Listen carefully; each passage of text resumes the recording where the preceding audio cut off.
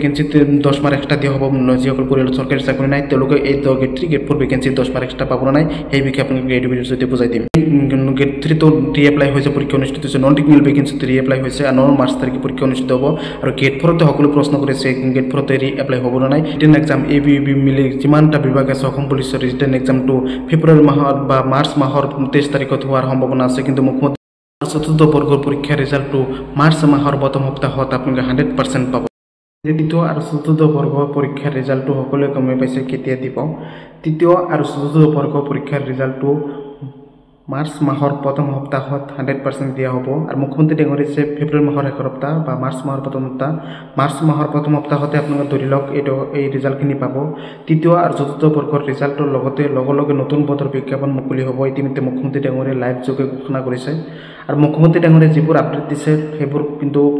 কামে কাজে কিন্তু কৰি দেখুৱাইছে আৰু মুখ্যমন্ত্ৰী ডাঙৰীয়াই যিটো কয় সেইটো কিন্তু কৰি দেখুৱাইছে অসম চৰকাৰৰ নতুনকৈ আৰু বিজ্ঞাপন মুকলি হ'ব কেৱল এডিআৰই নহয় অসম পুলিচত বিজ্ঞাপন মুকলি হ'ব হেল্থতো বিজ্ঞাপন মুকলি হ'ব আৰু হেল্থত ইতিমধ্যে ডিএমইৰ ফালৰ পৰা নতুন পদ বহুত যোগ হৈ গ'ল আৰু বহুতে প্ৰশ্ন কৰি আছে মোক যে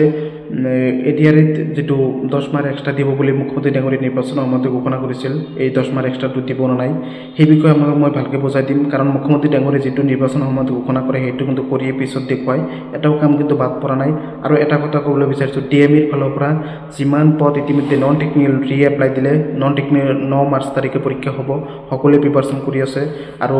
যিসকলে তাৰ আগতে ফুল ডিটেইলছ জনোৱাৰ আগতে ইতিমধ্যে গেট 4 তো ডিএমই আপোনালোকৰ সাধাৰণতে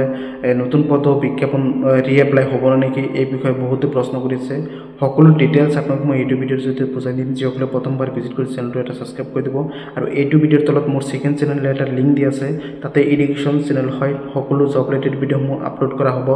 সময়মতে ৰেগুলাৰ ভিডিঅ' আপলোড কৰা হ'ব সকলোৱে সেইটো চেনেলটো সাবস্ক্ৰাইব কৰি দিয়ক সকলোক মই নিজৰ দাদা ভাইটি বুলি চেনেলটো সাবস্ক্ৰাইব কৰিবলৈ হাত জোৰ কৰি অনুৰোধ কৰিছোঁ সকলোৱে মোৰ সেকেন্ড চেনেলটো সাবস্ক্ৰাইব কৰি দিব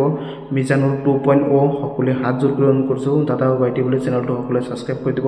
সাপোৰ্ট কৰিব ইতিমধ্যে 1k 1000 সাবস্ক্ৰাইব পাৰ হৈ গৈছে সকলোৱে হাত জোৰ কৰি অনুৰোধ কৰিছোঁ সকলোৱে সাপোৰ্ট কৰিব এইটো ভিডিঅ'ৰ তলত লিংক দি আছে বন্ধুসকল কোনো ধৰণৰ টকা পইচা নালাগে মই কোনো ধৰণৰ প্ৰমোচনৰ ভিডিঅ' নবনাওঁ ৰেগুলাৰ ভিডিঅ' আপোনালোকে সময়মতে পাব আৰু আপোনালোকক মই মুখ্যমন্ত্ৰী ডাঙৰীয়াই যেতিয়া যেটো আপডেট ঘোষণা কৰে লগে মই ভিডিঅ'ৰ জৰিয়তে বুজাই দিম বা জনাই দিম কোনো টেনচন নকৰিব আৰু ইতিমধ্যে এডিআৰ প্ৰথমতে কৈ লৈছোঁ এডিআৰটো তৃতীয় আৰু চতুৰ্থ বৰ্গৰ ৰিজাল্টটো মাৰ্চ মাহৰ প্ৰথম সপ্তাহত দিব কিন্তু মুখ্যমন্ত্ৰী ডাঙৰীয়াই 6 মাহ লোকসভা ইলেকশ্যনৰ মাজতে যেটো ইলেকশ্যনত যেটো কৈছিল যে তৃতীয় আৰু চতুৰ্থ বৰ্গত যেটো এইবাৰৰ পৰা নতুনকৈ নিয়ম কৰা হৈছে যে 10 মাৰ্ক এক্সট্ৰা দিয়া হ'ব যিসকলৰ পৰিয়ালত চৰকাৰী চাকৰি নাই বা চৰকাৰী চাকৰি এটাও নাই তেওঁলোকক 10 মাৰ্ক এক্সট্ৰা দিয়া হ'ব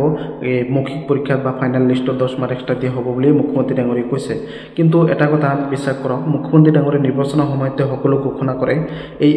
1 লাখ 1.5 লাখ চাকৰি ইতিমধ্যে দিছে সকলো চাকৰি হওক স্কিমত হওক লাখপতিবাদী আত্মসহায়ক টকাই হওক সিমান স্কিম হওক সকলোবোৰ কিন্তু মুখ্যমন্ত্ৰী ডাঙৰীয়াই নিৰ্বাচনৰ সময়তে ঘোষণা কৰিছে নিৰ্বাচনৰ সময়তে ঘোষণা কৰা সকলো কথা কিন্তু মুখ্যমন্ত্ৰী ডাঙৰীয়াই পূৰণ কৰিছে সেইবাবে কৈছোঁ নিৰ্বাচনৰ সময়তে কেৱল এটা দুটা নহয় দুবাৰ তিনিবাৰকৈ মিটিঙত উল্লেখ কৰিছে 10 মাৰ্ক এক্সট্ৰা দিয়া হ'ব সেইটো কেতিয়া দিয়া হ'ব যেটো ফাইনেল লিষ্ট বনিব বা মৌখিক পৰীক্ষাৰ সময়তে 10 মাৰ্ক এক্সট্ৰা দিয়া হ'ব বুলি মুখ্যমন্ত্ৰীৰ ভাইবা টেষ্টত দিয়া হ'ব বুলি মুখ্যমন্ত্ৰীয়ে নিজে ঘোষণা কৰিছে কাৰণ ৰিটেন এক্সামতে 10 মাৰ্ক এক্সট্ৰা দিয়া নহয় ৰিটেন এক্সামত যিসকলে ভাল নম্বৰ পাইছে বা যিসকলে পৰীক্ষা ভাল হৈছে ভাল নম্বৰ পাইছে ভালকৈ পৰীক্ষা দিছে তেওঁলোকে 100% পাছ কৰিব এটা পোষ্টত দুজনকৈ পাছ কৰিব সকলোৱে গমে পাইছে এটা পোষ্টত দুজনকৈ পাছ কৰিব কেৱল তৃতীয় আৰু চতুৰ্থ বৰ্গত 8 পাছ 10 পাছ 10 পাছ প্লাছ ITI 10 পাছ প্লাছ ড্ৰাইভাৰ ভেকেন্সি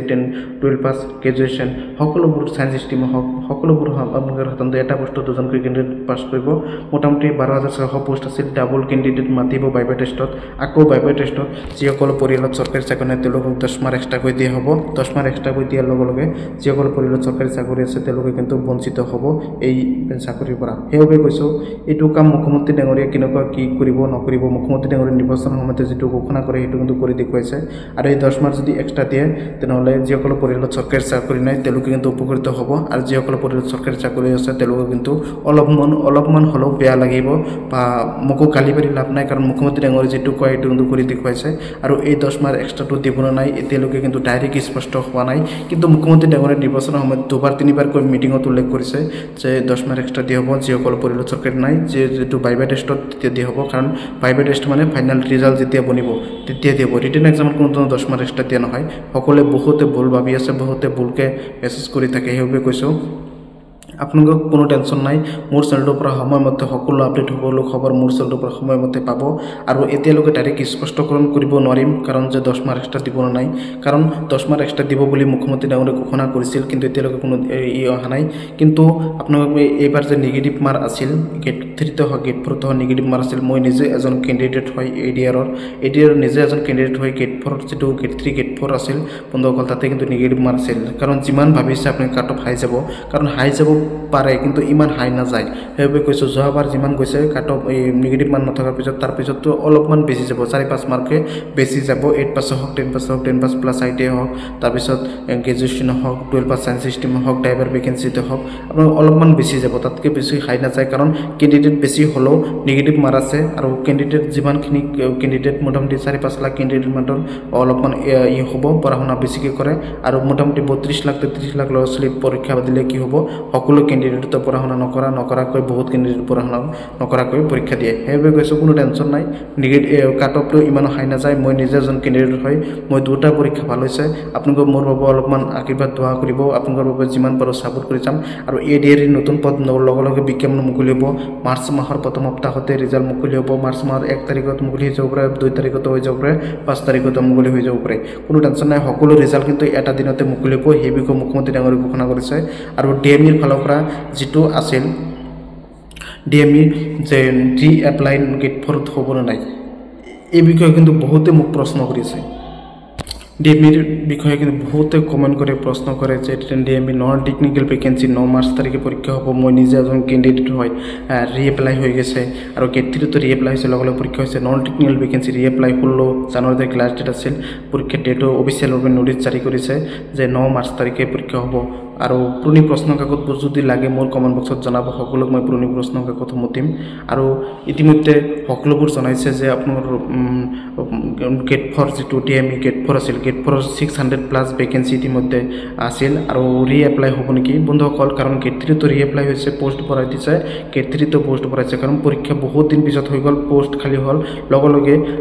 ৰি এপ্লাই দিলে আৰু পোষ্ট ভৰাই দিলে তেনেকৈ গেট 4 তো ৰি এপ্লাই 100% দিব গেট 4 তো ৰি এপ্লাই হ'ব আৰু গেট 4 তো কিন্তু পোষ্ট ভৰাই দিব কোনো টেনশন নাই আপোনালোকে মোৰ চেনেলৰ পৰা মোৰ ভিডিঅ'ৰ পৰা সকলো আপডেট সকলো খবৰ মোৰ চেনেলৰ পৰা সময়মতে পাব কোনো টেনশন কৰিব নালাগে আৰু অসম চৰকাৰ যিমান আপডেট হওক যিমান খবৰ হওক সকলোবোৰ মোৰ চেনেলৰ পৰা সময়মতে পাব